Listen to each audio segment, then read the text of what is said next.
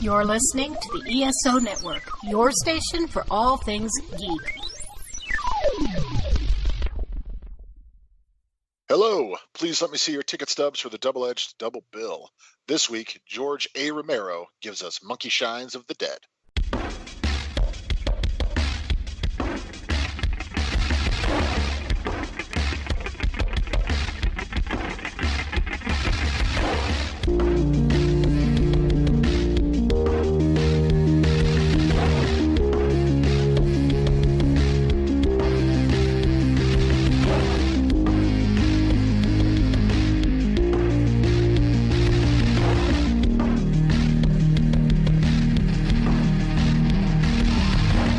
Each week, Adam Thomas and Thomas Mariani will come to the table to discuss the randomly selected yin and yang of a double feature. Then, both will have to pick a number between 1 and 10 in order to seal their fates for the next episode. One will have 2 good movies, the other 2 bad ones. Let the chaos begin. I am Adam Thomas, and I'm running this monkey farm! And I'm Thomas Mariani, and I'm gonna cut your guts open! They're gonna be pig guts. Pig guts. Yep. And you're gonna choke on them. Choke on them. Rotting pig guts. As we will talk about, I'm sure, as we get to our features. But Adam, we're not the only people here. We have a guest returning to talk all sorts of Romero-y horror and social commentary with us. He is the zombie who, despite the fact that he's missing a lower jaw, is going to be able to talk to us tonight. It is Christian Alvarez. Christian, welcome. Hi, Adam. Hi, Thomas. I'm just here to tell you they're coming to get you, Barbara. I don't believe either of us is named Barbara, but watch out, Barbara, if you're listening. But tonight, we are talking about Mr. George A. Romero, a horror icon who sadly left us a few years ago, but we're talking about him because we are graced, as of recent, with a new Romero film, to some extent. Arguably, it's more of like a short PSA weird thing that Shudder found that he made in the 70s called The Amusement Park, which is out now. If you have Shudder, you can watch that 53-minute little feature, and I've seen it, and I'll say it's a very interesting sort of like little time capsule thing to finally see of Romero. I know Adam hasn't seen it yet, but Christian, have you seen The Amusement Park yet? I haven't had the chance to see it yet because my local art house is apparently going to be playing it, and I wanted to wait to watch it with them to help support them. They're kind of coming back from their shutdown. Right. But, of course, we wanted to have you on because, Christian, you're a big horror fan. In fact, the last time we had you on, we talked about a George A. Romero movie with Creepshow back in our Stephen King episode a few months ago this year. Would you say, especially in terms of the horror landscape, you're a pretty big fan of Mr. Romero? Yeah, I mean, he's kind of the Stan Lee of the horror world. I mean, being such an independent movie maker from such an early time and becoming so iconic over the years, we probably wouldn't have directors like, say, John Carpenter, Wes Craven, Tobe Hooper, or even modern filmmakers like Edgar Wright, people like him, or even Jordan Peele. I feel like George Romero kind of influenced all of them to kind of break out on their own. Well, and where did you first discover Romero? What was like the first film of his you really glommed onto when you were younger in discovering the horror genre? Probably the easiest one that I hopped onto was Night of the Living Dead because it being part of the public domain from the time, I was a teenager. I found it on DVD super cheap and watched through that, but I really got into his stuff with probably one of the movies we're talking about today, Day of the Dead. It's weird how I said this on Twitter, but like how Romero is responsible for both one of the most easily accessible films, particularly on home video, with Night of the Living Dead, and then the exact opposite with Dawn of the Dead. Like, it is so hard to find like a good either physical copy or streaming anywhere. Good luck if you're trying to watch Dawn of the Dead, because it's so rough to try and find. But Adam, I know you're a big horror fan. We met through doing a lot of horror stuff. And what was your introduction to Romero, and what do you really appreciate about him as a director? Well, my introduction to him was probably, honestly, Night of the Living Dead 90, because I've heard of the original Night of the Living Dead and everything, of course. I when I grew up with it, my mom would always say that was the most terrifying movie she's ever seen. So it always had a stigma. And I knew of the other ones, but I just didn't see them. I was too young. And, obviously Night of the Living Dead 90 came out and I was only 7 and I saw it.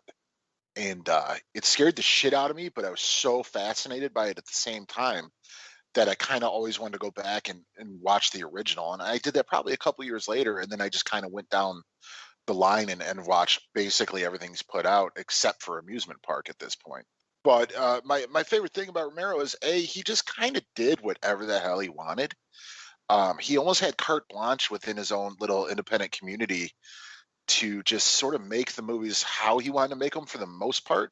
As you can see that whenever the studio actually did get involved, when he did do a studio picture, they kind of bastardized his movies. A little bit one that we're going to talk about today, but I'd argue it's for the better. And then, like Land of the Dead and things like that. But, and the other thing too, we wouldn't have the modern sort of zombie as it is without Romero. This is the first like major flesh-eating ghouls zombies. They came from him. And, just, if anything, you got to respect him for that alone. No, yeah, definitely. I think Romero was somebody who initially, when I was sort of getting introduced to the genre, he was more of just like a figurehead person. A lot of like, oh, reminds me of Romero, or this is a poor imitation, or a loving tribute to Romero, that kind of thing. But I think the first time I ever watched any of his movies was probably Creepshow, which we talked about, like I said, several episodes ago. Is such a wonderful movie that I really appreciated, especially with that movie. It's such a great marriage of like him and Stephen King. And Stephen King was definitely somebody that I was exposed to a lot more when I was younger. And as I sort of grew in my horror appreciation, as I got close to like high school and stuff like that, I watched a lot of his movies. In particular, I remember I had a great night where I was visiting my cousins for like spring break. And they were big movie buffs. And I had told them I'd never seen any of the Living Dead movies. And this was at the time when, not too long after Land of the Dead was out on video. So we watched like all of them in one night, those 4 in one night, and I was like astonished by especially like what I could see from like other horror movies I'd already seen that had been clearly imitated, and also just like how these movies managed to be like very clear social commentaries that were still able to be very entertaining and very lively and fun. And I remember even there was a point where I kind of got disenchanted with Romero, where I was just like, oh, his movies are so like nail on the head. There's no subtlety to them whatsoever. I'm not really as engaged. As I get older, I'm like, you know what? People might not fucking get it. So of course, like the subtlety might not be warranted for like these big movies. Like it's a thing where like as I grow up and see more and more people like fail to acknowledge like the truths that Romero was speaking of all the way back to like 68 and onward, it kind of shows it's just like, well, maybe Romero kind of knew that we wouldn't quite grow into the subtlety that we might clamor for with his work, so he's just going to nail it on the head for you. And I think that makes like the messages endure all the more, because unfortunately we repeat certain things from like either the Living Dead movies or like the Crazies, some of these other ones, where even if the movies didn't quite work when he first made them, he still had like so many great ideas that firmly speak to any time, either when they were made or into the future as it is. Yeah, I mean, that's the one thing, his movies have very, very strong sort of lasting power. I mean, there's things you can watch all the way from the original Night of the Living Dead to almost any of the Dead movies, I'd argue, especially the first 3, and sort of find subtext and content and, sort of subliminal, if you want to call it that are still very prescient, and a lot of it still sort of rings true today. There's nothing subliminal about it, though. It's very in your face. It is pretty much right on the bucket ahead. Yeah. There's nothing hidden whatsoever under that. But Christian, do you think you lose anything by having it be so overt with the messaging from Romero, or do you think it still really is able to ring true despite how unsubtle it might be? Well, I feel like he's able to kind of drive home his point very well. You hand it off to other filmmakers, in particularly with the Dawn of the Dead remake. It kind of feels a little less genuine and a lot more like hokey. There is a certain charm with how do-it-yourself and very independent George A. Romero's movies have always been. So with him, I never had a problem with him being outright, like, kind of in your face with all of the social messaging. Yeah, I think maybe it became more of a factor later in his career, I would say, where he sort of had to like live up to that legend. I think by the time, especially you get to the very later Dead movies that were his sort of swan song from filmmaking, they feel a lot more kind of like, oh, I have to have this message in here, but I'm not sure what exactly I'm saying. Like, we mentioned this because Diary of the Dead was also one we did, and that's such a sad example of like an old man like yelling at the clouds, quite frankly, as a movie. Just like you want to speak about technology and kids, but you have no idea what the hell you're talking about, unfortunately. And I think what's interesting about our double feature today, because if you're new, every week Adam and I cover a double feature based on movies we picked at the end of our previous episode that are based around the topic. We ended up with Adam had a good pick that ended up being Day of the Dead from 1985, and then I had my bad pick, which was Monkey Shines. Then that one came out in 1988. So I think you really get, I think this is a fulcrum crucial point for Romero, because it feels like Day of the Dead is the last gasp of like the earlier part of his career, the independent thing we're talking about. And then Monkey Shines kind of represents the later downturn in his career. What I would argue, after Day of the Dead, you didn't get as many hits from him. I mean, I think that's pretty much public knowledge. But yeah, yes, I absolutely agree. We'll go ahead and talk about that. We'll go ahead and start talking about that with Day of the Dead. George A. Romero takes us out of the night, beyond the dawn, and into the darkest day of horror the world has ever known. Day of the Dead. There have to be survivors in Washington. Oh, my. They have more sophisticated shelters than this one. They can be tricked into being good little girls and boys. The same way we were tricked into it on the promise of some reward to come. What the fuck is wrong with you people? They're dead! They're fucking dead, and you want to teach them tricks?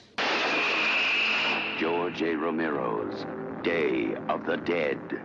The most eagerly awaited day in horror film history. So Day of the Dead came out, as I mentioned, 1985, July 19th, 1985, from writer-director George A. Romero, and is the third in his Living Dead trilogy, obviously after Night of the Living Dead in 1968 and Dawn of the Dead in 1978. And those two were obviously pretty big cultural landmarks when they came out, particularly Night of the Living Dead being just so shocking, and as we mentioned, being so publicly distributed around one of the most seen horror movies of all time. And Dawn, especially at the time, being like the more commercial hit, being like such a massive success to the point where it prompted eventually Romero to do Day of the Dead as part of like a 3-picture deal with the company he made Creepshow and also a movie called Night Riders with, which if you've not seen Night Riders, is one of the weirdest movies that's ever been made. It is a 2.5-hour movie about a Ren fair where instead of riding horses, these guys are like in night suits riding motorcycles. It's very interesting and weird. It's such a unique movie. But Day of the Dead was like the big selling point to like sort of capitalize on the Living Dead series and love, especially for Dawn of the Dead. And at the time, it wasn't very loved. It was kind of seen as a disappointment when it came out initially. But a lot of people have sort of reclaimed it in the last, 30 or so years since, including Adam. I believe you've told me many times before, and I think you still have this claim to this day, this is your favorite Dead film. Oh, I mean, yeah, by leaps and bounds. This is a perfect movie to me. I was kind of blown away by it right in the beginning by the practical effects, which I think are the best practical effects out of the trilogy. The population of characters, too, that are just so fucking wacky and over the top, like all of them are in their own way. None as much as, Rhodes and Frankenstein, but they're all just so weird and goofy, and it's kind of nutty, but it's really self-contained in this one sort of area, but it's brutally bleak, and it's just almost a dark comedy with some of the way the performances are. It's just perfect, man. This is one of the very few movies that I've seen that I will watch that I can pretty much find zero fault with. I think it's pretty perfect from beginning to end. What would you say makes it so leaps and bounds better than, say, a Dawn or Night to you? Well, one, the characters. They're more exciting in this. Like, don't get me wrong, I love the characters in Dawn. I love sort of the dynamic between Cooper and Ben in the original. But this is also probably the strongest female character that's been in the original trilogy. Like, she's pretty tough, dude. Like, she don't take no shit from nobody. Rhodes is brilliant as this sort of as the antagonist. Frankenstein is super fun. I love the idea that it's this sort of military unit and this group of scientists that are just basically 100% abandoned. They have no idea if the outside world even exists for the most part. And you have to follow each of these weird personalities. And it's almost like it begs you to either be 100% in or you're not going to like it. Like if you can't just be in 100% with this movie, you're not going to enjoy it. I kind of appreciate the ballsy aspect of that. What it was originally supposed to be, this sort of big epic, and it got really scaled down due to budgetary reasons and things like that. And this is still the outcome. I find it just amazing. Well, and Christian, what are your thoughts on it, and especially in comparison to the other previous two Dead movies? Well, this is probably of the Dead trilogy movie that I kind of attached myself the most to. Like Adam said, I found the effects the top tier and everything. The characters are very engaging. The lack of score really helps you appreciate how well done it is when it does come through. And yeah, you genuinely believe that this is like the end of the road for all of these characters, and they're so desperately clinging on to any bit of hope that they can come across. The messaging does kind of come from the helicopter pilots. Terry Alexander, when he's saying, all of this bad stuff is happening, you need to try to find some way to find happiness through all of this and live your life.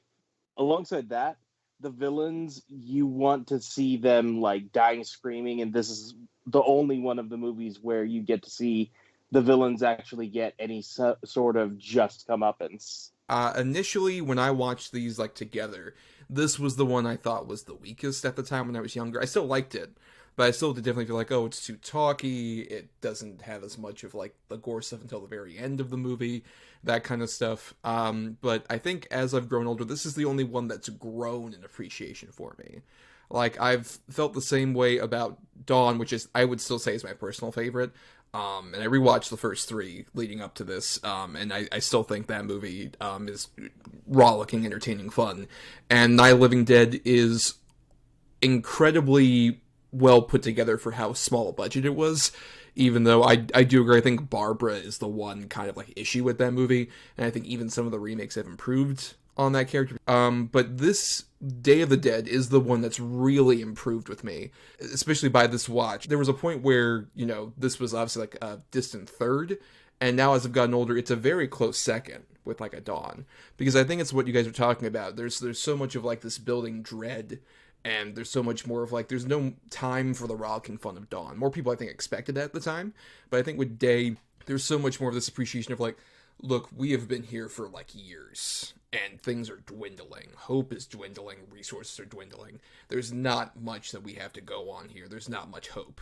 And I think it's a respectful way of really getting to the point of when humanity has still survived, however it has, this far into things, you can't really have that much hope. Right from the opening, where you get the great shots of Fort Myers, Florida, where I'm not too far from Fort Myers. A lot of those places are still there, a lot of the buildings. It's really interesting just watching it again, especially how just everything is so desperate that even these zombies are so ubiquitous that the alligators are just walking around with them.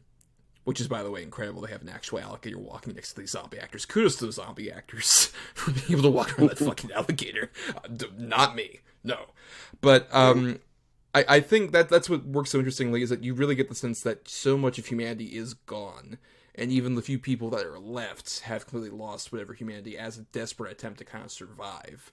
And I think I agree the cast of characters is really impressive, even with some things like Terry Alexander with his accents. That isn't, the most authentic West Indian accent, but at the same time, he delivers so much the great dialogue, particularly his whole speech in Paradise, where he just talks about oh, look at all these records, all these negatives of your favorite movies, all these little indications of when natural disasters happened.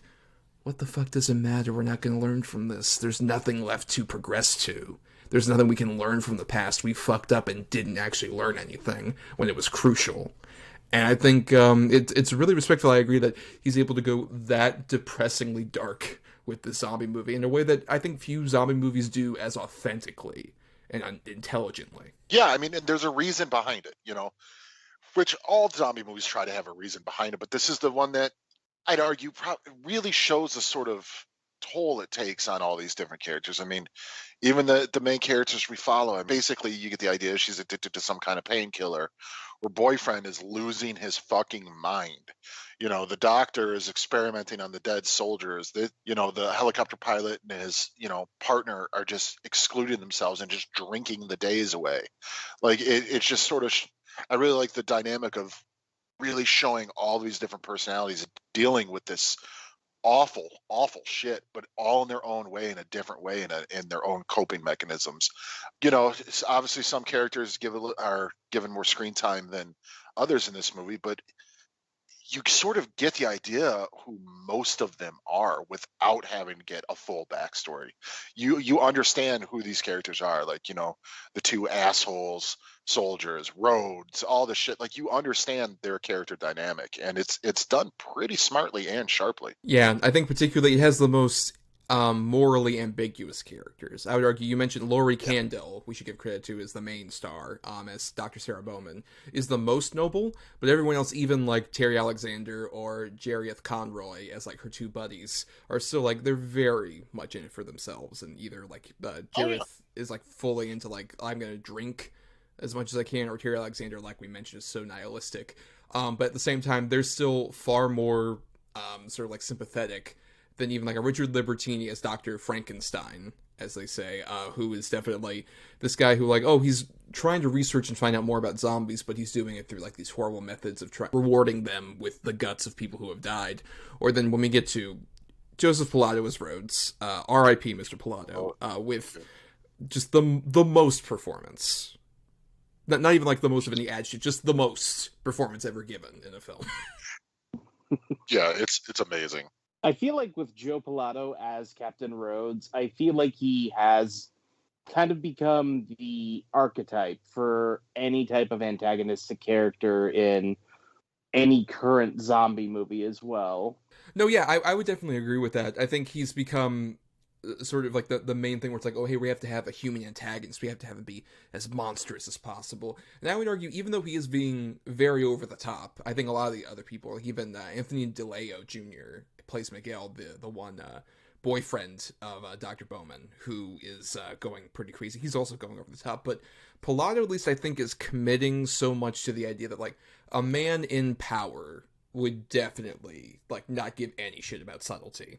Like there is no attempting to be like a nuanced person after a certain point, being down there in this giant great set that's this actual mine in Pittsburgh that's just like so dank and so like they're just rats living down here trying to like scrape by. Like I think the performances that don't work for me, the only one I would say is even like some of the privates who are there, particularly Ralph Marrero as Private Robert Rickles, who's the guy that just laughs all the time. He's the one where I'm just like, I'm not a fan of this dude. He has a great death scene, but I'm not a fan of this dude. Yeah, he's super annoying. Yep. I mean, he's incredibly annoying, but I mean, obviously that's the point. You want that fucker dead so bad.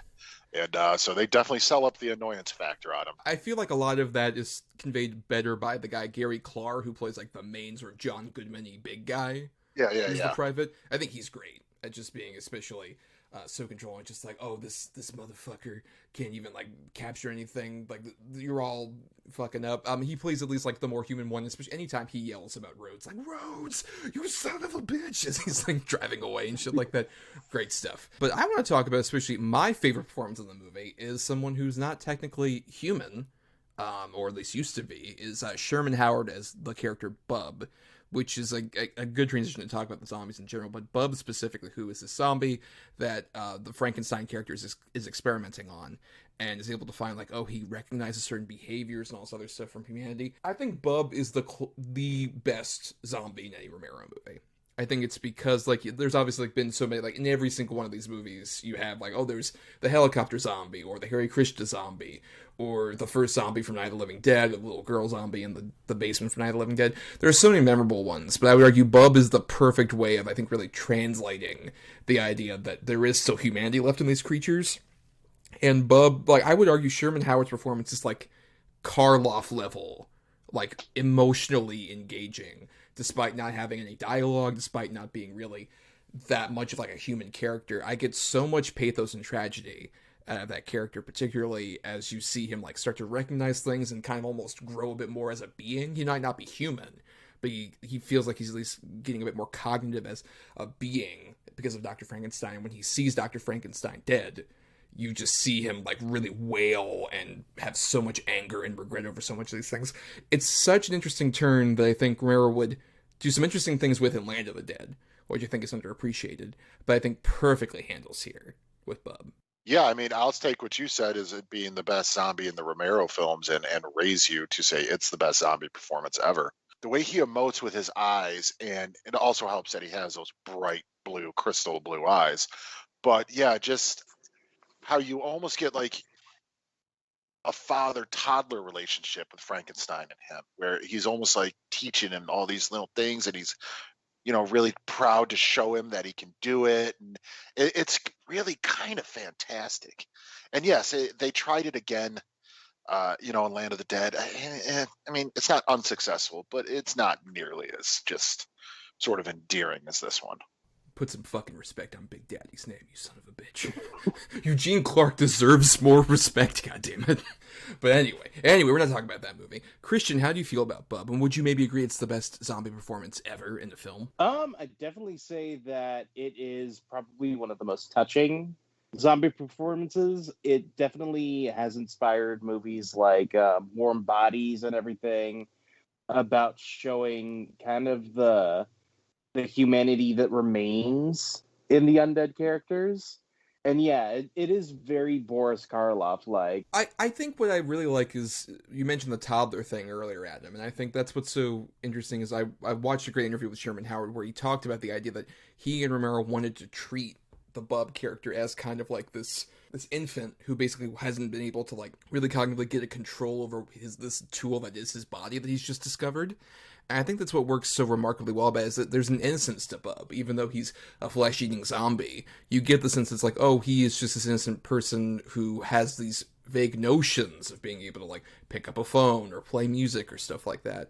But it shows that like these creatures aren't as disposable as they've been previously. That's what I really like about the entire Dead series up to Land of the Dead, is that Romero really develops the world, not just in terms of the decay, but also even the zombies, where in the original movie they are monstrous ghouls with absolutely no humanity to them at all.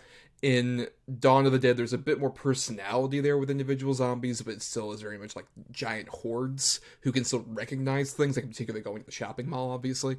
And then with Day, I think they really managed to develop as like, there is still humanity left in these creatures. There's still some glimmer there, and they're still, at least, like I said, if not human, then they are some kind of cognitive creature who has the ability for constructive thought. It just might take them a bit longer to get to that point. And I think that's what makes like these Dead movies so much more interesting than like nothing I hate more as like a guy who likes horror movies than people who are so obsessed with very strict rules about stuff like zombies or other creatures. And I think Romero really realized that like, no, I can't just do the same thing again. Like I think a lot of people at the time wanted a Dawn of the Dead, and he was like, no, I can't just fucking do Dawn of the Dead again. Like, what point does that serve? That's just a fucking dumb thing to do. I'm not going to be able to like really gain much or really develop as much as a filmmaker or storyteller by just repeating everything. So with stuff like Bub or the intense darkness that we're talking about of this like movie, you get a sense he's like, I really want to develop and grow either this universe or just my filmmaking crafts by doing something totally different. And I think he did such an incredible job of that with this one.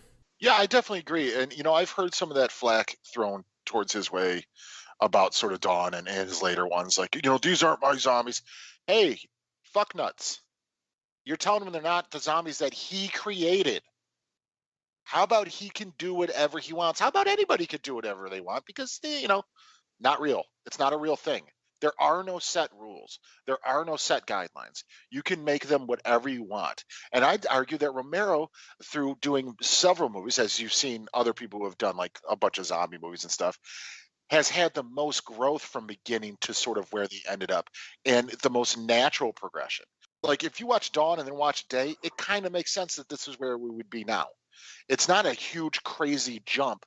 It's just, it feels like it's natural, like within the couple years or whatever, that's supposedly the time that takes place between dawn and day. Like, it makes sense. While we're talking about the zombie nature of all this, we got to talk about it, obviously. This was Tom Savini once again collaborating with Romero after so many other projects. He did the effects work in both the movies we're talking about tonight, but he has said many times, and I think I can agree with him, that this is his, at least, masterpiece of particularly blood, guts, and like zombie makeup in general. There's so much diverse range in all the zombies. There are different costumes, there are different deaths that happen, the different looks even of individual zombies. I want to ask everybody, what is your favorite sort of like makeup gag or zombie appearance or whatever? Like, what really makes this stand out to you as sort of like the big highlight of Savini's work in this movie? Christian, what about for you?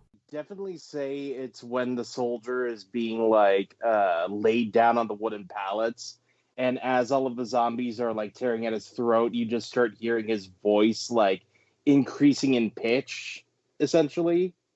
And when like he's finally decapitated, you still see the head like writhing around in pain and everything.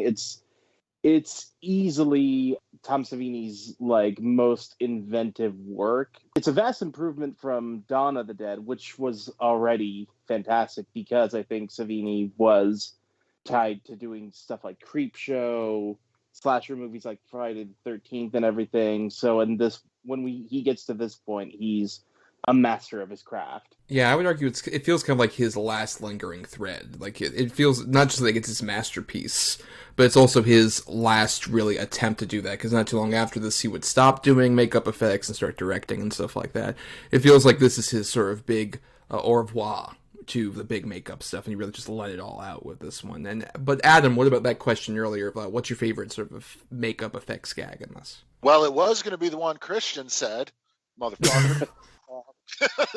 But no, one. No, it's amazing. It's amazing. And he, like, his eyeball, like, almost pops, too. It's so disgusting. One of the best in this, too, and it's one of the most super subtle ones.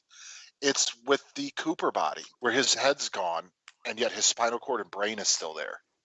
And obviously, it's the age-old gag where the guy's head's below the table and everything like that. Anytime I've seen that gag before, you can sort of see the fake shoulders or whatever they have to use to hide it. Not this time. It's dead ass. Like, that's that guy's arms, that's his chest, that's his shoulders. That's a really good one. But one of my favorite, most disgusting ones is sort of the zombie / where she sees Miguel do it in his dream, where he sort of turns and the autopsied skin sort of opens and all the fucking insides spill out.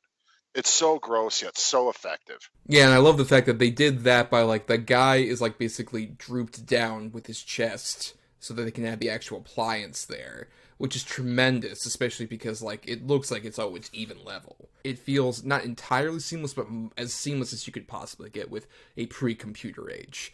I definitely agree. I would say my favorite gag is one that I think combines all sorts of different techniques really well, which is in the middle of the scene where they're all running around in the sort of neon blue and red lit darkness near the climax, and they're into the one zombie who gets half decapitated with the shovel, because it combines so many things where it's like, initially when the shovel comes down, it's very much the Arrow Steve Martin thing through the head, where it's just like a shovel with like just enough dot out of it for like it to go in front of this guy's mouth, and then an actual dummy for like it to actually be decapitated. And then as they're walking away and they see the half head still alive and like moving its eyes around, it's like an animatronic. That is such a perfect representation of how you can make something work with like the practical effects, and it feels like real and vibrant, and it's still just like right there in front of your face. I love that effect, and how just like it's three different things working together beautifully. Yeah, no, I definitely agree. In fact, I love that whole sequence, and just the idea that they're trapped down there in the dark with God knows how many of them. But yes, I do think that the shovel sort of top decapitation sort of scene, it looks almost dead ass real. It's really, really, that's a really good solid pick. But I don't think we should go too much further without just spotlighting at least the Rhodes death, which is kind of like the famous one of all of these.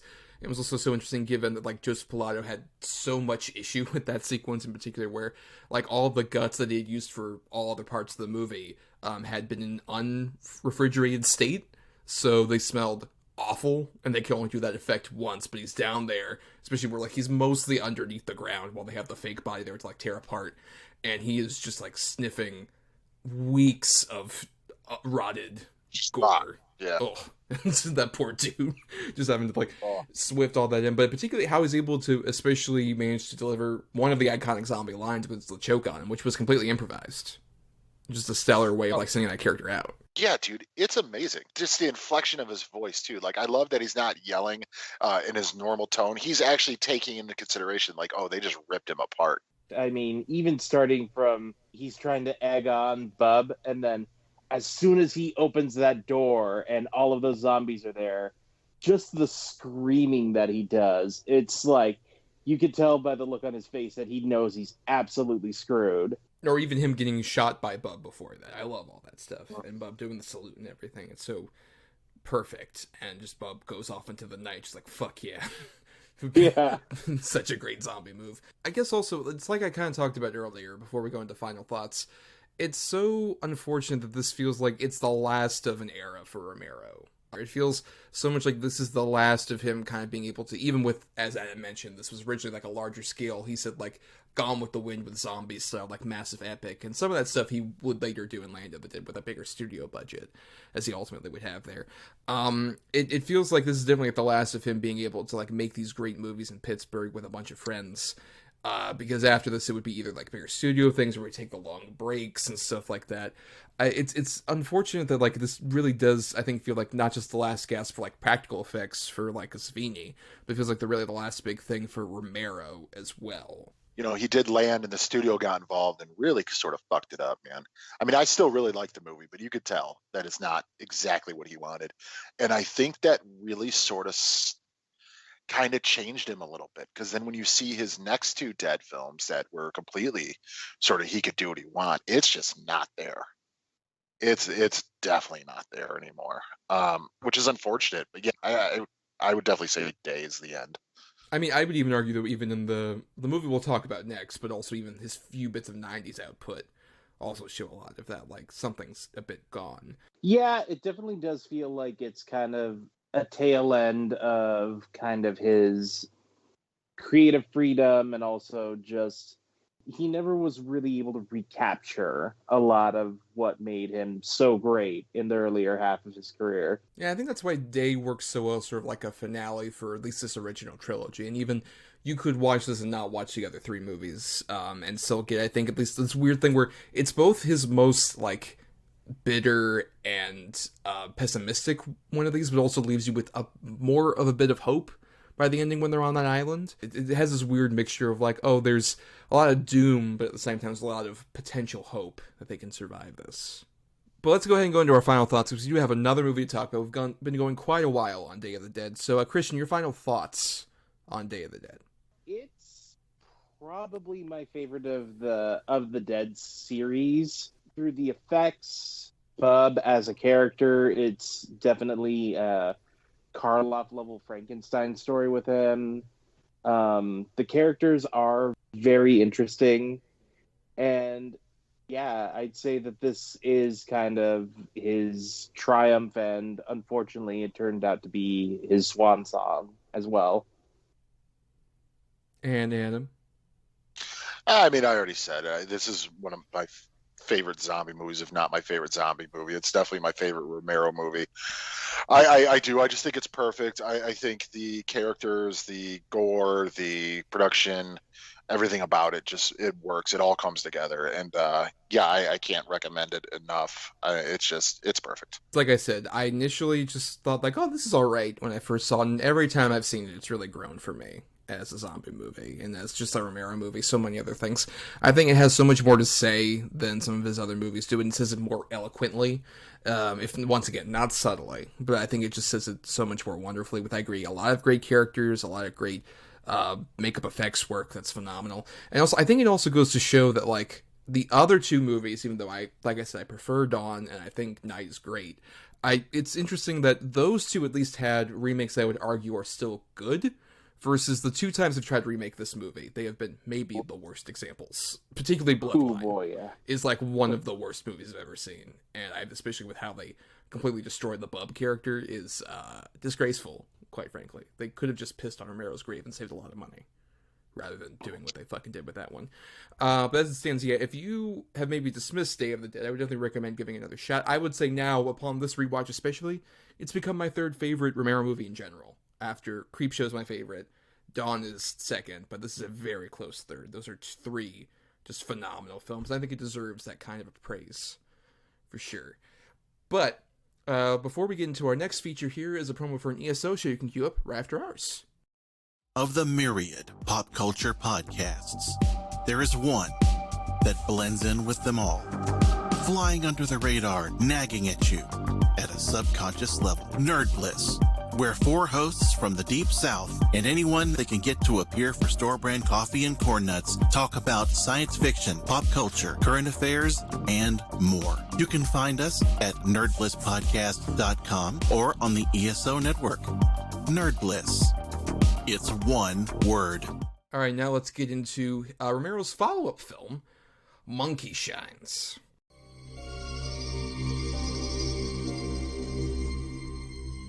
Once there was a man whose prison was a chair. The man had a monkey.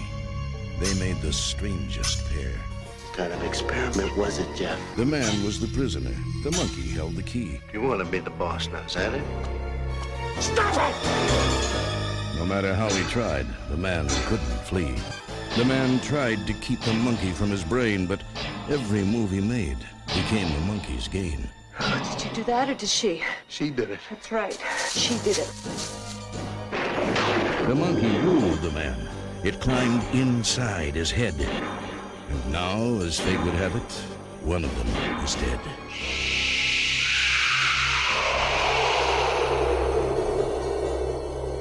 Monkey Shines, an experiment in fear.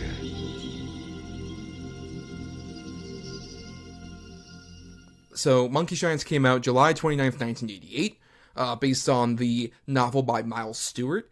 And if you don't know what Monkey Shines is, basically it's the story of Alan Mann, who is in law school but also is an athlete. He's a big runner.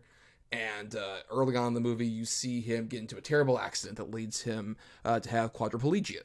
And he is paralyzed from the below the neck, so he's in a wheelchair, and he has to like move around basically with like this little device in front of his mouth, so he can do much. There's a lot of obviously limited ability for him as a character. So he ends up getting a helper monkey from his buddy, who is a weird drugged out scientist guy that has injected this monkey with some sort of weird like genetic hormones of some sort that make the monkey Ella at least very helpful to the Alan character initially. As Alan starts getting close to the trainer of the monkey and all this other stuff, the monkey starts to grow jealous and also has a weird, maybe psychic connection with the Alan character. If you're thinking this sounds weird, it is. It's a very weird movie, and this was my pick for a bad pick because Romero's made plenty of bad movies, I think, like I said, especially post Day of the Dead.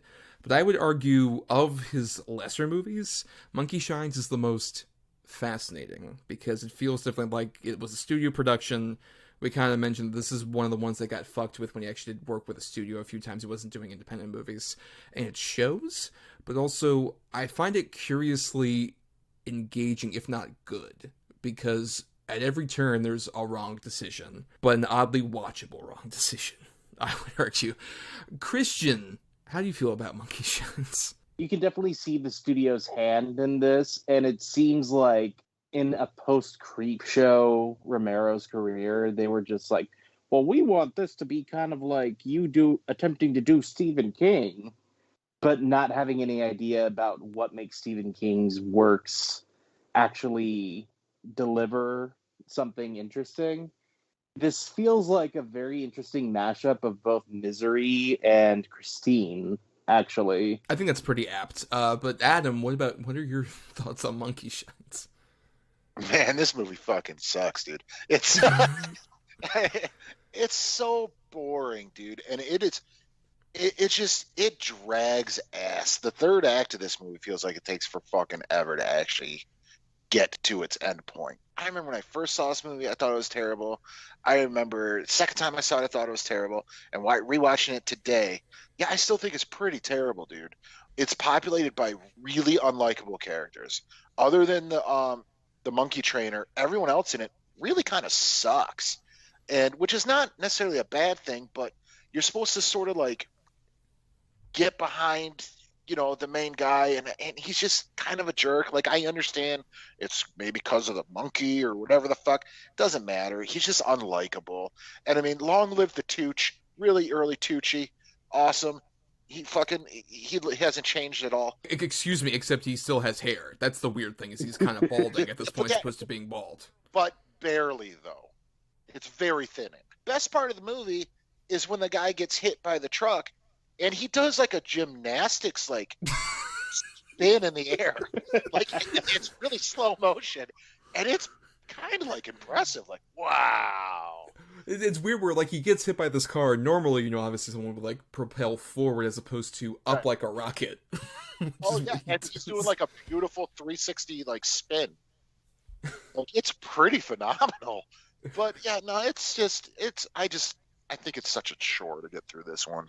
I don't know about the chore aspect of it, because I agree, I think it's too long, but at the same time, there's always just like these weird moves where this feels so much like Romero really wanting to kind of reinvent himself, because after the sort of disappointment of Day of the Dead, it definitely feels like him trying to, as Christian mentioned, I think, trying to do like a Stephen King style story, but at the same time, he's trying so many different things. Like, early in the movie, it feels more like this drama about a person who's become paralyzed, and then it becomes like this weird sort of like, really pleasant, sweet movie about him befriending this helper monkey that's like really helping his life, and then the romance angle with the Kate McNeil character, who I agree is probably like the best performance and the most likable character of the movie.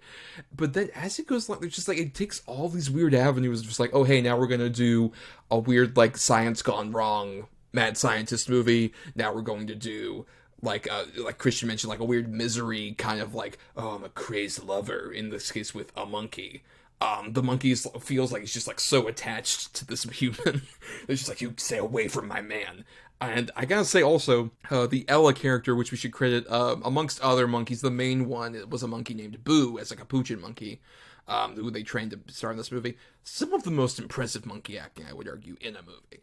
Like, Ella feels like an actual character, which is baffling to me. Such impressive work on that monkey, but also the editing team to make that actually feel like, I would argue, like a actual character to me. They kiss. Him and the monkey do be kissing. Like, it's just so fucking weird to me, dude. I don't know. I don't think this movie is made for me. I don't know who the hell it was made for. Oh, no one. Spoilers, no one. It's like, this movie is made for just absolutely no one. So much of this just feels so like nobody really knows what they want from this. Like, the score sounds like it wants to try to kind of be like a Spielberg movie, and like they do want to make it seem so uplifting, and then they'll just have, the main character Alan just say like the most dark, like mean shit you'd ever heard anyone say. It just feels so misguided. Yeah, I think particularly with the biggest problem of the movie, really, is I agree that I think the main character of Alan, like, it's such a tight rope for someone to balance on, in terms of, like, you have to play this character who is paralyzed and has had, like, to go through so much. So naturally, you could see why he might be upset, given there's so much that's become more difficult for him now that he's paralyzed. But Jason Beige plays the character like such a fucking miserable piece of shit in a way where it goes over from like, oh, I get it, like why you're upset, and it's kind of hurtful, but like I can see more of an empathetic point of view toward that character, especially when so much like early on when like he becomes paralyzed and his girlfriend leaves him for the doctor who operated on him, all this stuff. It's just like, wow, that's so rough. But then he's so mean to particularly Christine Forrest, who was George A. Romero's wife, as his nurse. And it's just like, this lady's been helping you out this whole time, dude. You're a miserable piece of shit. Awful to her. She can't walk in a room without her saying something shitty about her to somebody else, or right to her face. Like, fuck this guy, man. Especially like after her bird is killed.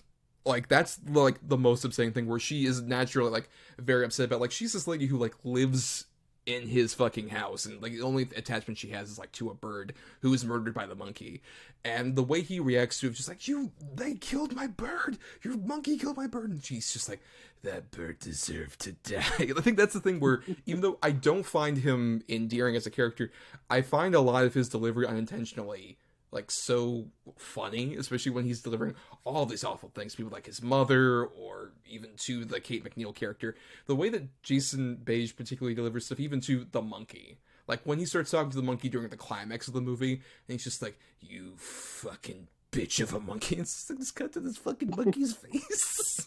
It's so just like ridiculously hilarious to me. I think that's why, honestly, with that third act, it goes on long, sure, but I am just consistently entertained, whether intentionally or not, by just how, like, what were we thinking here, guys? What are you... this is, it's like Christian said, so misguided. Throughout the second and third acts, when you kind of notice that Ella the monkey is influencing his inner rage, he's basically playing Tom Cruise in the Born on the 4th of July scene, where he's just like screaming at his mother, and it's played out for like at least a good 45 minutes.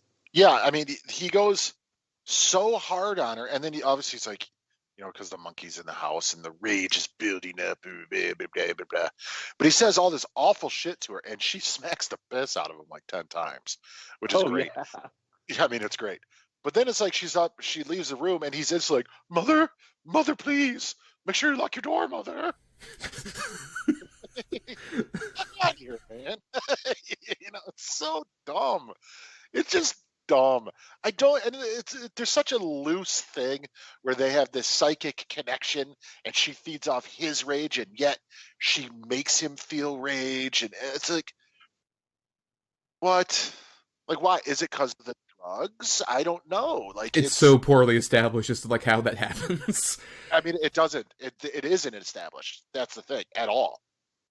Like, is it the drugs, or do these two just have some psychic link? I have no fucking clue. Because there's even the line, like, I give all the drugs to all these other monkeys, and they can't do anything you do.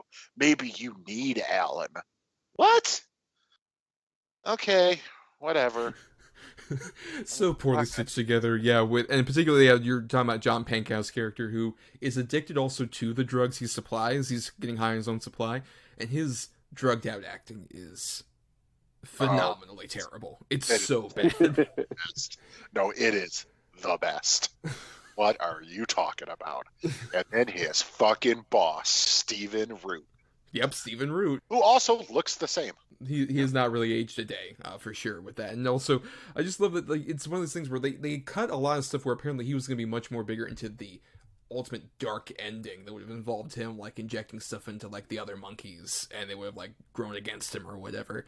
Like, I love the fact that they have that one scene, they're trying to prove that, like, oh, hey, Ella can call you if you're not here, and things like that you're not here, so they're gonna call you. The monkey fucking manages to call him, and Stephen Root picks up on the other line, just like, what are you doing in my lab, you son of a bitch? What are you doing in there? And then they hang up, and there's just an awkward moment, and Jason Beige, the most planned delivery, is just like, hey, what was that about? Right. Especially, I love the shot too of Tucci in the fucking pink towel having sex with the former flame of the Alan character. Like, I just love, he's just like, oh, it looks like it was a wrong number. Don't you hate those? Oh yeah, it makes me so scared and fucking Tucci. And also, we should mention, we haven't talked about this, like, whenever, like, the monkey travels from place to place, they have monkey vision.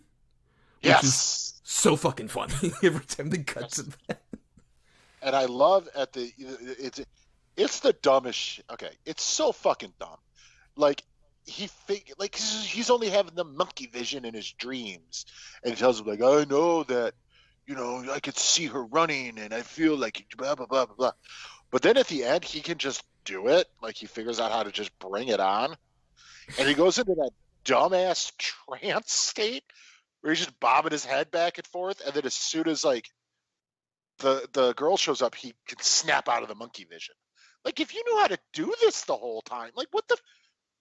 I guess dire circumstances, you just figure all this shit out. But I gotta tell you, if my life was being threatened by a monkey, I don't know that I instantly be able to figure out a psychic link to have monkey vision with it. I don't know. I mean, maybe it's just me. I also don't think I could bite a monkey hard enough to kill it. Again, maybe just me. But what the fuck? It's so fucking dumb. And it's like 15, 20 minutes of him just like, no, Ella, don't do this. Ella, do this. Ella, no. Ella, we're friends. Ella, you little bitch, I'm gonna gouge you out. Ella, no, not the music, Ella. And you're like, what the fuck, dude? Like, Jesus Christ. It's horrible. I think you can agree with this, at least. It's much more watchably horrible than a lot of the Romero movies that would follow after this. It's infinitely more watchable. I will say this without giving anything away. It is 100% infinitely more watchable than Bruiser, of course, which was your alternate. And it's also more watchable than both of my bad for the redo. I would take this any day over either of them. So, yes, it is watchable on a pure curiosity level. Like, how did this get greenlit?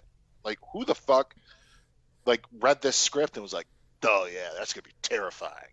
Make everyone in it an asshole. Like that.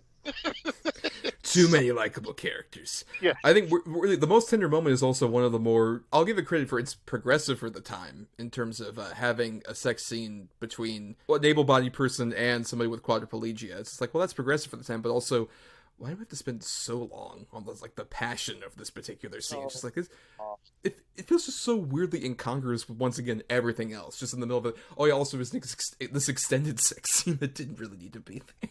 Yeah, it's so long. And how long do we have to watch her gripping sort of the support system above his bed?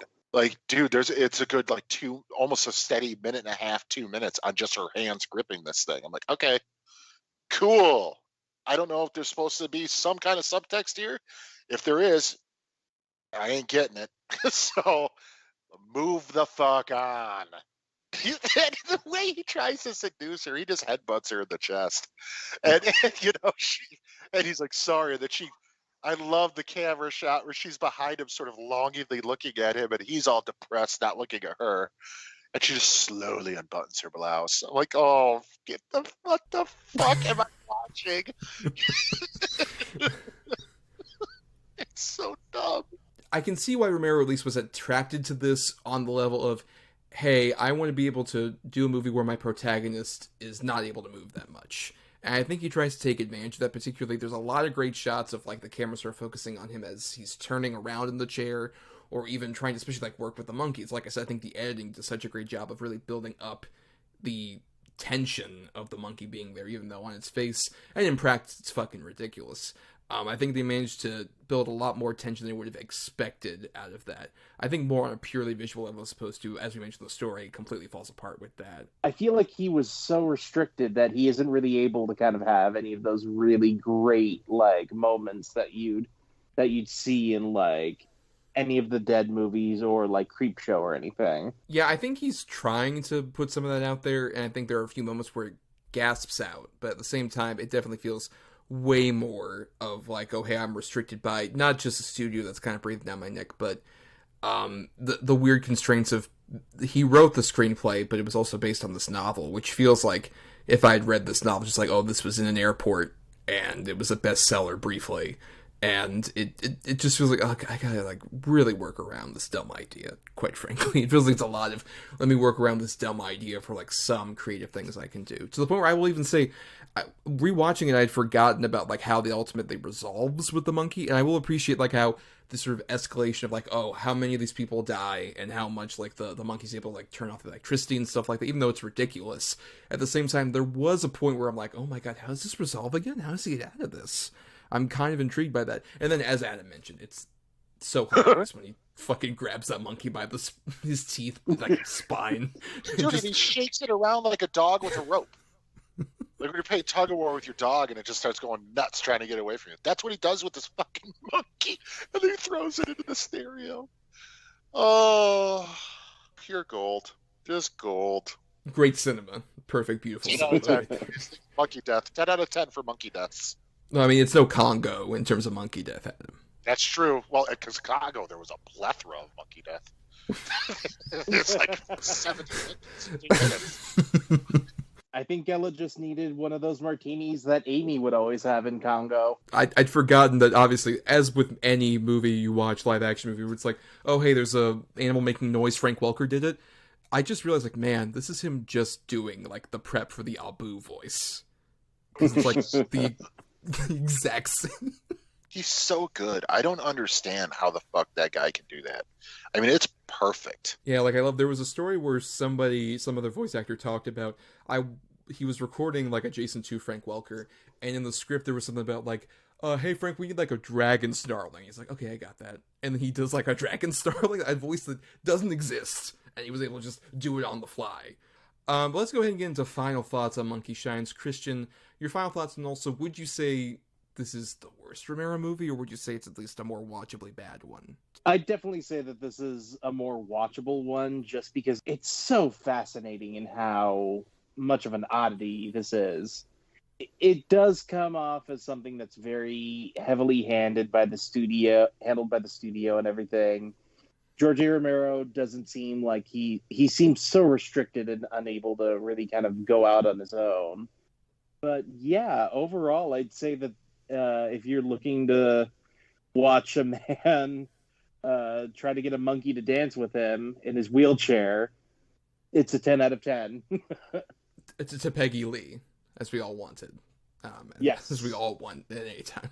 But Adam, your final thoughts on Monkey Shines. Look, it's terrible. It's super long. It's just, but it's so batshit crazy. And there's so many weird sort of choices in here, especially with the relationship between the monkey and Alan. Not the fact that obviously the psychic stuff, but there's like almost like a romantic relationship, and it's really bizarre. And Stanley Tucci has a great body, but it's so bizarre and weird that this is not, well, it's not for anybody, but it's definitely not for everybody too. You gotta be either a George Romero big fan or into sort of obscure, weird sort of late 80s horror, and just, that's the only thing I could say for people who might be interested in it. If you're not sort of into that stuff, I mean, you might have to pass this one up. Yeah, if you're sort of a Romero completionist, or if you are someone who enjoys not necessarily so bad it's good movies, but so bad it's a fascinating car wreck to watch kind of movies, that's definitely what this fits as. Because like you mentioned, it's not really for anybody. It has all these weird turns. Like we mentioned the whole weird back and forth between the monkey and the Alan character. This movie could just be called Single Capuchin Female. Because like it plays out just like one of those like weird erotic thrillers. It's just like, oh, have you been messing with my man? Well, I'll cut you. And the monkey has so many points where like it holds a razor or a syringe filled with like this poisonous drug of some sort. Not to run on your final thoughts, but how great would there have been if there was a scene where the monkey was wearing a blonde wig and a blue flannel? Coming down the stairs. And for some reason, Alan can't tell the difference until it's too late. Megan, what are you doing here? Oh, no! Oh, Megan, have you gotten shorter? And also hairier? You lost weight, baby. What? No, yeah, but that's the thing, is that I think that's what's so interesting, is this movie is very like, it's taking itself so seriously, which I think makes all of the ridiculous things that happen so fascinating. I think that's where, like, Romero's real dedication kind of, like, it backfires on him here, but at least in a more fascinating way, because, yeah, he's made so many worse movies that we'll probably mention in our next segment a bit later, that just, like, are so serious, but also I think a lot more droll, a lot more boring. They're, like, shorter even in this movie, but this one, I don't think I quite feel the length as much, because at every single 10-minute mark, there's like, oh, what? Wait, we're going here now. And then we're going that way. And then we're just doing the weirdest, like, run around the block with whatever the hell is going on here. I find it so fascinating to watch. It's not, like I said, there's funny bad moments in it, but it's more just like a curiosity to watch it, once again, like a massive cinematic train wreck. But like I said, I think that makes the best of his lesser works. But before we get into our next segment, here is a message from the ESO crew that we fully endorse. Welcome to Dr. Geek's Laboratory. Hello everyone, Dr. Geek here with a shout out to all the scientists who worked tirelessly to bring a COVID-19 vaccine into reality. Let's face it, creating something of this magnitude is a miracle worthy of Dr. McCoy himself. And now, Dr. Geek needs you to do your part. Remember, each shot is one small step back to normal, one giant leap to putting the pandemic behind us. We can do this. For more information, visit vaccines.gov to find your nearest provider.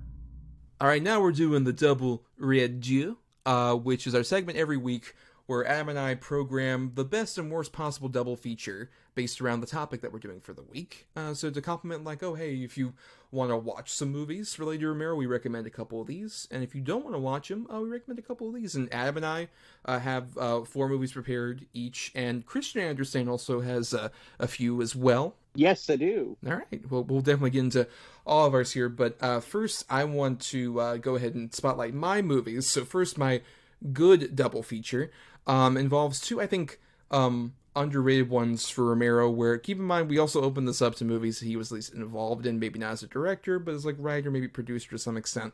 And for mine, I have one he directed and one he was involved with as a writer. First off, I have Season of the Witch, or one of its many other titles. Like on Letterboxd, for some reason, it's called Hungry Wives, which I think was its original title, which, for the record, way worse name. Much worse name. Like, they play Season of Witch in the movie. Just use that fucking title. But Season of the Witch, it's basically about this woman who's a housewife in the 70s who is in a pretty miserable sort of relationship and with both her husband, and her daughter kind of like ignores her, and she's kind of having a love affair on the side, but also she starts to pick up witchcraft. And I think this movie is a very surreal one. It's not as horror focused. I think that has disappointed some people who want to like dig back into Romero's filmography and hear Season of the Witch. It's probably going to be really spooky. It's not as spooky as I think his other movies, but I think it has very interesting creepy moments. I think particularly the main character has a recurring nightmare involving a home invasion with a guy in a mask that is very chilling. Like, I watched this at night and I literally like paused the movie and went to like lock my front door just to make sure it was locked kind of thing, because it's just like that engrossing and terrifying. And even the stuff around that, there's still a lot of like just weird, very early 70s kind of kitsch to it that I think makes it interesting, especially sort of like a feminist movie for that time. I think that one, it's kind of gotten lost to time, and I just watched it recently. I think it's holds up incredibly well. But then the other pick I have, which is the one he wrote one of a few segments for, is Tales from the Dark Side, the movie, which is technically a film adaptation, or like sort of continuation of the Tales from the Dark Side show that was on in the 80s. It came out in 1990, and Romero has involvement with one segment that he wrote, which it was this segment called The Black Cat, which basically involves a cat fucking around with an old man played by William Hickey, who's always great, though, the blessing guy from Christmas Vacation. Very fun segment there. And it's there's a few other segments. There's the first one that involves like a mummy, that it's not a great segment, but it's worth watching for the stellar young cast it has from 1990. Like, oh, the young Steve Buscemi, young Julianne Moore, what are you doing here? It's interesting on that level alone. And then also, I think my favorite segment, which is the third one, that involves basically, I don't want to go into too much spoilery detail, but sort of like a deal with a demonic entity that I think has such a gut punch of an ending. It's not as Romero focused, but it does have a lot of players involved, including Savini did some of like the effects work, and John Harrison, who did the score for Day of the Dead and a few other of his movies, directed it. I would consider it a solid sort of companion piece to Creepshow. I think it's even better than Creepshow 2, quite frankly. Much better anthology that I think has gone to the wayside a lot. But then for my bad double feature, I have, unfortunately, the 2 movies that Romero made in the 90s. I have, first off, The Dark Half, which is, I think, one of the more forgettable, bland Stephen King adaptations. It's basically this movie involving, like, this writer character, shocker, who finds out there's like sort of an evil twin version of him that exists from his novel that's come to life.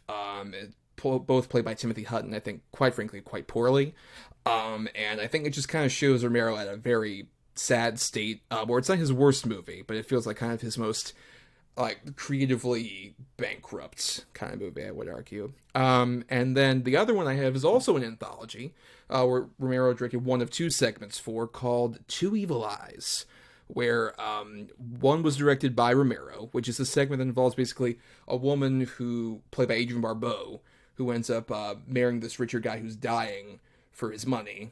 Her and the doctor who she's having an affair with end up accidentally killing him before the money can get transferred into their account, but find out there's some otherworldly kind of spiritual connection with the dead body that I don't think works, and I think it's like poorly lit, and it feels kind of like, oh, this was a TV pilot that got yanked out, I believe was the actual thing of it. So it's not that well put together. But I at least give credit that like it's at least a more interesting idea than the second segment, which is directed by Dario Argento, that involves a creepy crime set photographer who ends up getting followed around by a cat once again. That crime scene photographer played by Harvey Keitel, who wears a beret most of the time. It's fucking terrible. Both segments are, but that one in particular is woof. So I definitely say avoid those two, but watch the other ones I recommended earlier. Now, I haven't seen Season of the Witch in years. We talked about this. I definitely want to revisit it. Tales from the Dark Side was one of my redos, so I had to fucking go with a backup because you fucking suck. But yeah, I definitely think that's a super solid anthology movie, and I agree it's better than Creepshow 2. And the other two you picked are, man, I don't know. They're fucking terrible. They're terrible movies. They're awful. You and I have talked elsewhere about The Dark Half, and yeah, it's atrocious. Yeah, Two Evil Eyes. It just goes to show, maybe Romero and Argento at the time were sort of done. But Adam, what about your choices for the redo, especially considering you had to make some last-minute changes? Last-minute changes. So I put Night of the Dead 90 on here, which, obviously he gets a producer credit and a screenplay credit on. And we all know the story, Night of the Living Dead, the original wasn't copyrighted, so they made this one and copyrighted as a way to sort of maybe get some money for, the original creators that they were definitely owed. But I think it's a super, super solid remake and also a very solid zombie film. Just what they do with the Barbara character alone sort of boosts it up too. They really make Barbara a more fleshed out, capable character compared to the original. And Pat Tallman is fantastic in it. And so is Tony Todd as the new Ben. He's just wonderful. So that's one of them. Like I said, it's one of the best horror remakes ever, and it's definitely in the top of sort of zombie movies as well, in my opinion. And for my alternate, last minute, but I chose what was my alternate for this, Martin, which is such a unique sort of take on the vampire genre that really has never been done before or since, and it's a really solid little movie. My thing about Martin, I think maybe John Amplas, the star, might be the weakest link of the movie. Not to say he's bad, but everybody else around him is really good. It's a really solid little sort of thriller movie. For my bad ones, I had, unfortunately, the last Dead movie and the last movie he made, Survival Dead. It is horrible. The lead actor, if you want to even call him an actor based on this performance, he's so unlikable and you don't care. And the problem is because it's kind of a cool concept, basically the Hatfield and McCoys with zombies involved. Really cool idea. There's some really cool ideas. I like the zombie on the horse, all that stuff. It's really shoddily made. It looks bad. It's acted bad. It's just no fun. And it's unfortunately it relies too much on CGI instead of practical for a lot of the kills. And for the second one, I put there, it's technically two movies. They were released as George Romero's Dead Time Stories, which he was like an executive producer on. And they're anthology movies, and they are so bad. It is like a prime example of when you think of bad anthology movies, these two deserve a spot there. No segment stands out. None of the acting stands out. None of the set design, effects, creatures, anything works. It's just, they are a mess of movies. I'd never heard of the Dead Time Stories thing before. That sounds bad, and I wouldn't probably want to bother with them. Survival, I will agree, I think is disappointing more because I think compared to Diary, which we've talked about previously, and I think is the worst movie, that one has a lot more compelling ideas to it. that makes it technically, I think, slightly better as a movie, but also it has, like, so many, like, poor turns that are pretty bad. Though I give credit to Kenneth Walsh, who plays one of, like, the... Yeah, Kenneth Walsh steals. He's very good. I think he's... If you're gonna watch that movie, we don't recommend it necessarily, but he's, like, the standout performer in it, for sure. And then, yeah, I mean, Night of the Living Dead, the remake, I don't know if I'll go as far as to say I think it's one of the best horror remakes ever, but I think it's one of the few that has at least a big element that improves on, which I agree with. Patricia Tallman as the Barbara character, I think they do such a phenomenal job of really progressing her as a character from what we had originally done. Even Romero's admitted this, that the portrayal of Barbara was a disappointment he has with that original movie. And she's so much more like, you know, helpless and doesn't have any drive, as opposed to Patricia Tallman's version of that character is stellar. But Christian, what are your choices? Alrighty, so for best of, I chose George A. Romero's transitional movies between his Of the Dead movies. I would have chosen Martin, but much like Dawn of the Dead, it's so inaccessible, and I wish they would bring it back, like in a nice release. So I went with The Crazies, the movie that he did between Night of the Living Dead and Dawn of the Dead. Arrow Video has it out. They did a really good job restoring it, and it has a bunch of great features on it.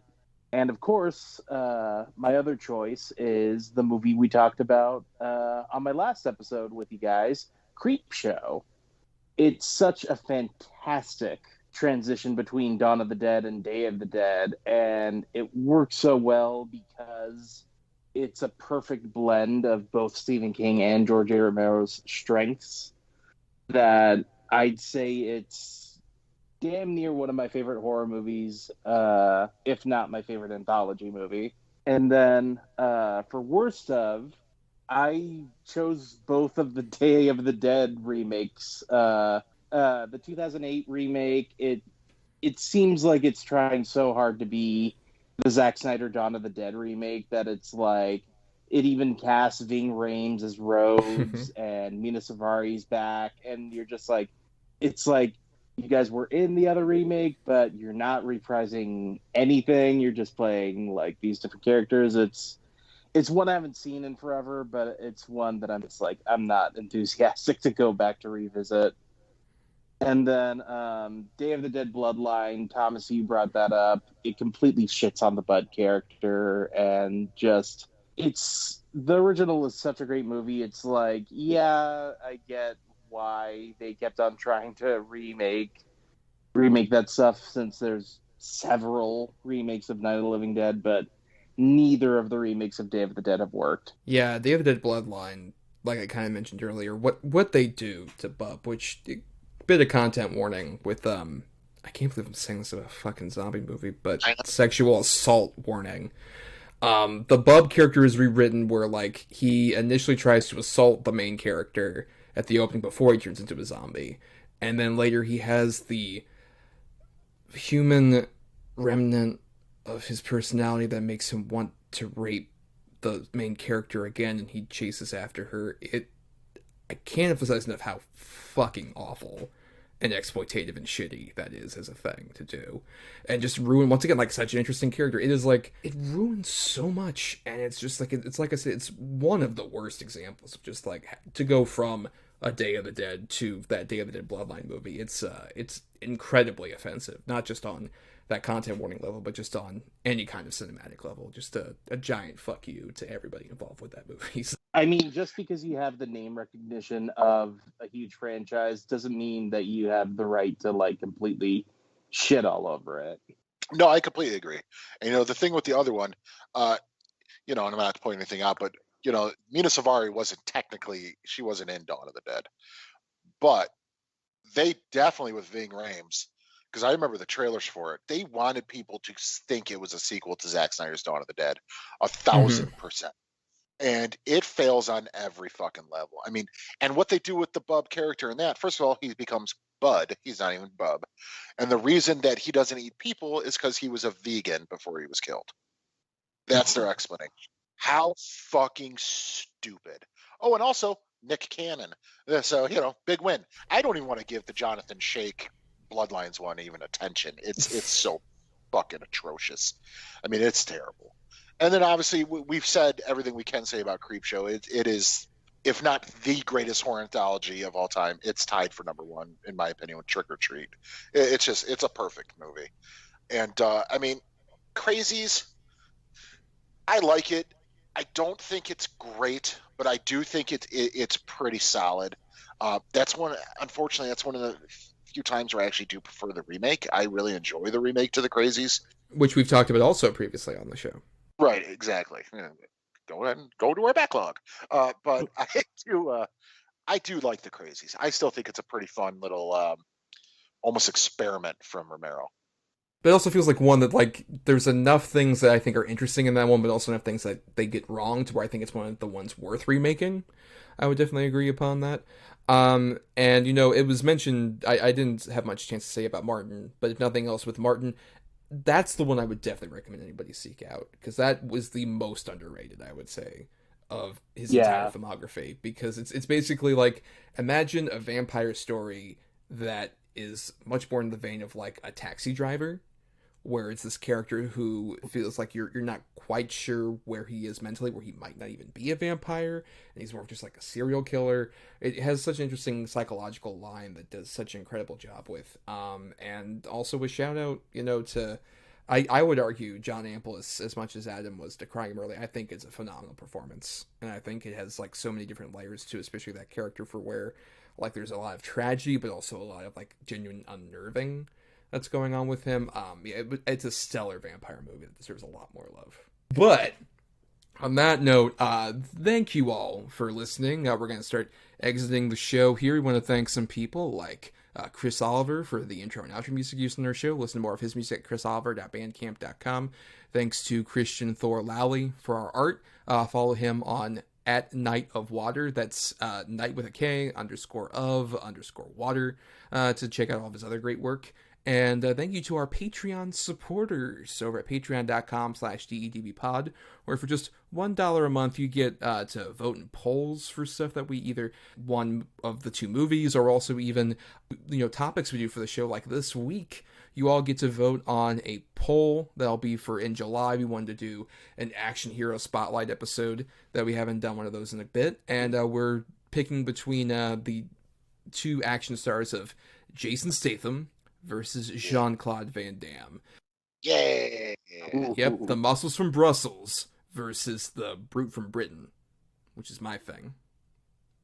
The copyright term. Brute from Britain, Thomas around 2021. Which I know, Adam, you're a big fan of both of their various action turns. Fuck yes. I grew up with Van Damme, man. He was like my guy growing up. He was the fun action hero growing up. Yeah, absolutely love Van Damme. Wanted to be him, wanted to bang him, whatever. But yeah, Statham now is like, you know, he's kind of the king of that sort of genre, because it feels like he's still making those type of movies, and you know, a lot of bad, some good, but I love him. Christian, you are a patron. Yes, I am. Who would you go for in this? Ooh, I'm very conflicted. I might have to go with Jean-Claude Van Damme, though, because I want to see which ones you guys are going to pick on that. Yeah, and to be fair, Van Damme is the one I have the less experience with. Statham, I've seen a fair amount of his action turns, but Van Damme is more of an enigma to me. I'd be curious to watch more. But also, you can listen to bonus podcasts on the Patreon, including On the Edge of Relevance, which there's a lot of ones that are going to be coming out here where we talk about more recent movies that are either hitting streaming or even theaters. Like right around this time this is out, there will be one for In the Heights, musical film? Adam, you're willing to cover that? I gotta try it. I gotta see what I'm missing.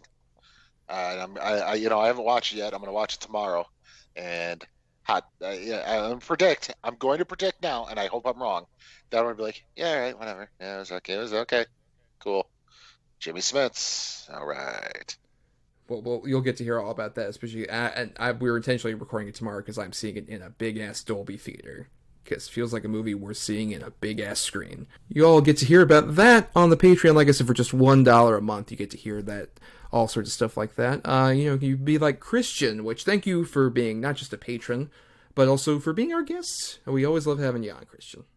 Thank you for having me, guys. I really enjoy the show, and, I love throwing my support whenever I can, and I'm really glad that you guys had me talk about one of my favorite directors. You can find me on Instagram under Crazy Diamond 0622. I just post about movies I'm watching, records I buy, tiki drinks I make. And then you can find me on Letterboxd at Chris Alvarez. You'll just find a picture of the big geeky guy in a Haunted Mansion tiki shirt. I'm glad you added the second part, because Big Geeky Guy it's hard to narrow down on Letterboxd. There's like two other ones on here. But you can find us at DEDB on Twitter and Facebook. We also recommend you submit feedback to us either there or doubleedgedoublebill@gmail.com, all spelled out. And if you can't support us on the Patreon, why not help us out by buying some merchandise with either our old or new logo on it, because we get a bit of a kickback from that over at the TeePublic ESO Network store. There'll be a link in the description and all that. It helps us out if you were to do... What, Adam? Fire merch. All the passion. Yep. Love hearing it. And for more of our individual antics, you can find me on Twitter, Instagram, and Letterboxd as @NotTheWho'sTommy for all my musings about different stuff. And also I do some writing at both marianithomas.wordpress.com and at film-cred.com. You can find me at Twitter and Instagram at Atom or Adam. That's ATOM_OR_ADAM. I'm also on Letterboxd at Schwanson. That's SCHWANDTSON. You can also find me in all your mom's diaries. Yeah! Bang, bang, bang. I hope you gave them a lot of passion and respect that you gave into that fucking thing for the ESO TeePublic story. All that fiery passion. But if you want to find more of us, you can subscribe to us on Apple Podcasts, Spotify, and Stitcher, or other podcasting platforms.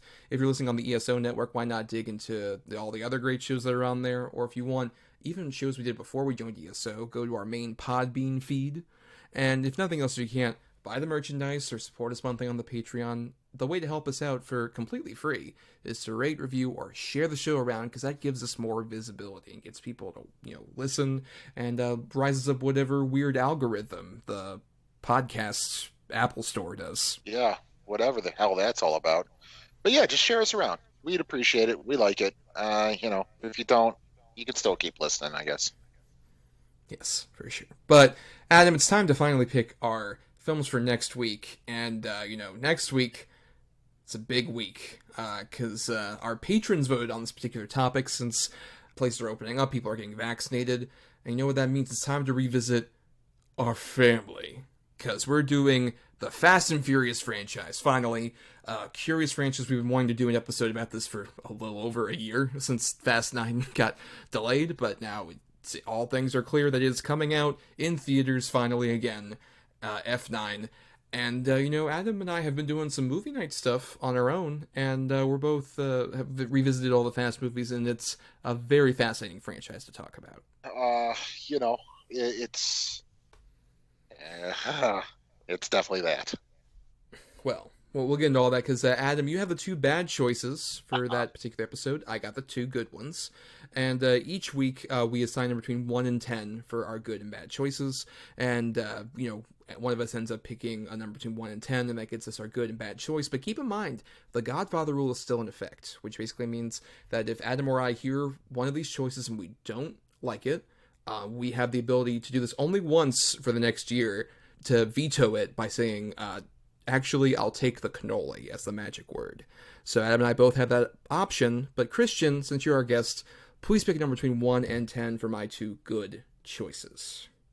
All right, so for your two good choices, I will go with probably my favorite of the Fast and Furious series, 5. Oh, Christian. How serendipitous that you would say that, because at number 7, I had Fast 5, which I would agree is the best film of the franchise. Yeah. Well, Adam, with Fast 5, do you want to take the cannoli? Fuck no. Why would I want to not talk about the best one? All right. Well, to be fair, Adam, at number 2, I think we had one that we both really like as well. That despite some bad stuff with the production, it's still a pretty tremendous one. I would say the second best, Furious 7. Yeah, I agree. I think that is the second best for sure. I got a little bit of problems with the length of it, but I think it's fine. Now, Adam, you got your 2 bad choices. So Christian Yeah. for his. Alrighty, I'm gonna go with probably my least favorite entry in the franchise with number 3. Well, not as serendipitous, but at number 1, I have the sequel to, well, not the sequel, but the follow-up to Thomas's alternate. I have Furious 8. Or a Fate of the Furious, I believe. Is the Oh, official title. whatever the fuck. Whatever. Yes, I have that one. So, Thomas, would you like to take the cannoli? I have a lot of things I want to say about Fate of the Furious, so no, I will not be taking the cannoli. I want to shit on this movie pretty hard. Spoilers, it's bad. But what was your other choice? The fourth one, Fast and Furious, which shouldn't be as boring as it is, but it is a bore fest. It's a very transitional movie in that franchise, and I give it credit for at least being that transitional point, but it still is pretty weak. Not the weakest, but pretty weak. But we'll be talking all about the Fast and Furious franchise next time. Until then, everybody, just make sure to avoid the dead that might be coming for you. Stay in those mines. Make them choke on them if they find you. Don't bang your monkey. Also that. We would definitely not recommend doing that. Yeah.